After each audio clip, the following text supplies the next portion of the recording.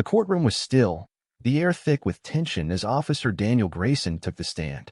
His uniform was pristine, his face set with unwavering confidence. He had done this countless times before, provided testimony that would seal a conviction against a suspect. But today was different. Unbeknownst to him, the woman he was about to frame wasn't just another unfortunate victim of his corruption. She was Special Agent Rebecca Hayes, a high-ranking officer in the FBI. And today, he was about to make the biggest mistake of his career. Rebecca sat calmly at the defense table, her sharp blue eyes scanning the room. She had been falsely accused of resisting arrest and assaulting an officer, charges that could destroy any ordinary citizen's life. But she was far from ordinary. Rather than revealing her true identity from the start, she chose to let Grayson weave his web of deceit, knowing that the truth would unravel him in the most spectacular fashion. Grayson cleared his throat, shifting slightly in his chair. On the night in question, he began, his voice steady. The defendant was acting erratically. She refused to comply with my orders and attempted to flee. When I tried to restrain her, she struck me in the chest. He paused for dramatic effect. I had no choice but to use force to subdue her. The prosecution nodded approvingly, while the judge remained neutral, his gaze impassive but thoughtful. The tension in the courtroom was thick, almost suffocating.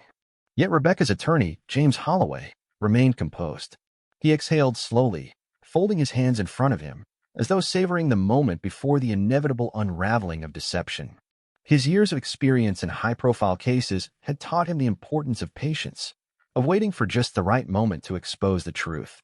He subtly glanced at Rebecca, who remained poised, her piercing blue eyes locked on Grayson. She was not nervous, far from it. She was a predator, waiting for the moment to strike. And Holloway could see the flicker of amusement in her gaze. She knew exactly how this was going to unfold.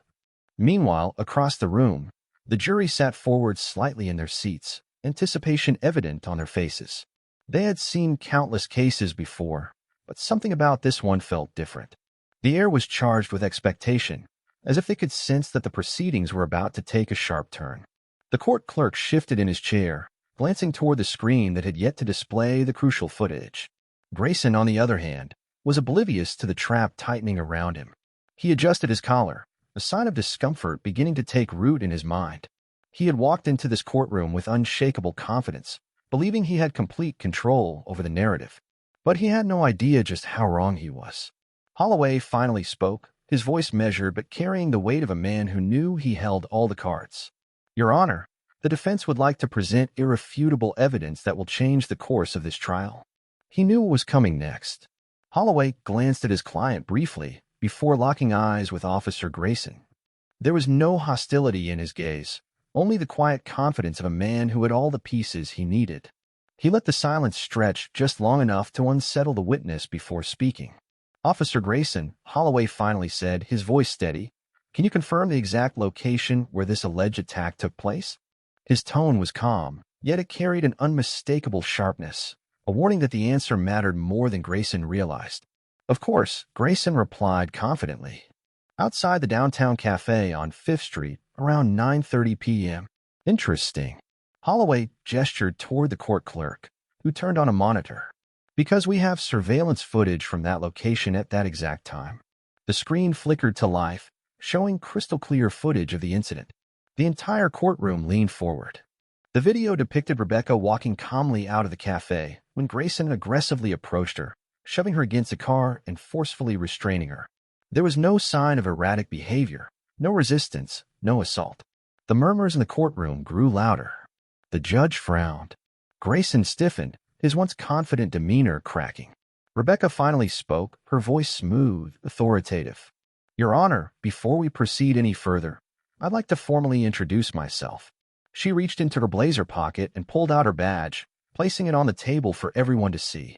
I am Special Agent Rebecca Hayes, Assistant Director of the FBI, and I've been investigating Officer Grayson and his department for months. A gasp rippled through the courtroom. The prosecutor turned pale.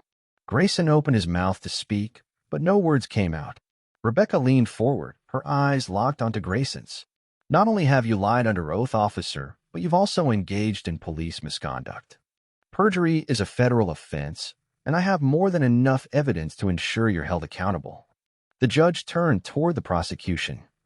"I believe we need to reconsider this case immediately." The charges against Rebecca were swiftly dismissed. The tables had turned in a matter of moments.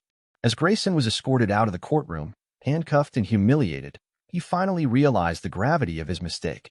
He had tried to frame the wrong woman, one with the power to dismantle his entire career. Outside the courthouse, Rebecca was met by Director Andrew Calloway, a stern man with graying hair. "That was impressive," he admitted. "But this is just the beginning." Rebecca nodded, her expression serious. "Grayson was just the tip of the iceberg. We've uncovered a network of corruption within his department, planted evidence, wrongful arrest, bribery. We need to dig deeper." Calloway sighed. "You'll have full clearance and the resources you need. But be careful. These people know they're being watched now." Rebecca smirked. "Let them come. I'm ready." 2 weeks later, she sat in her office, wall covered with photographs, documents, and red string connecting names and places. The corruption ran deep, far deeper than she had initially suspected.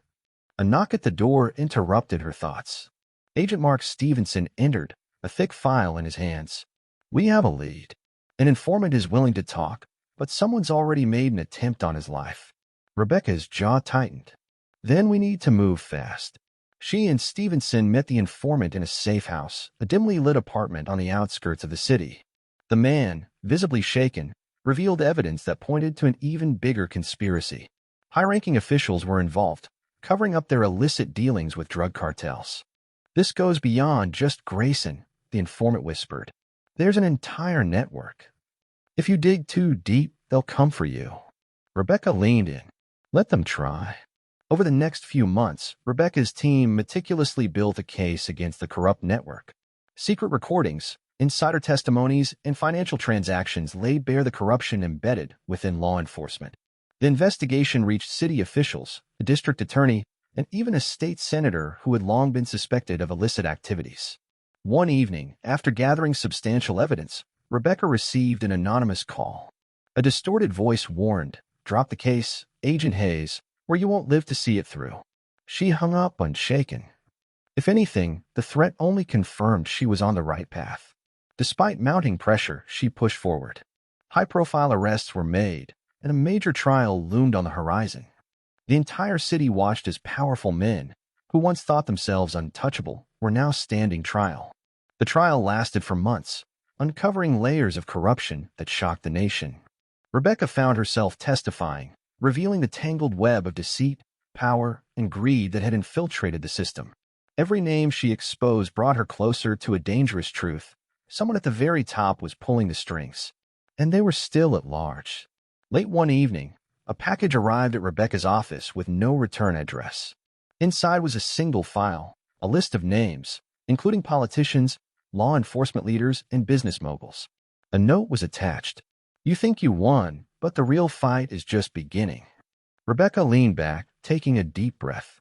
The war on corruption had claimed victories, but the real battle was far from over. Justice was a fight worth dying for, and Rebecca Hayes was prepared for whatever came next.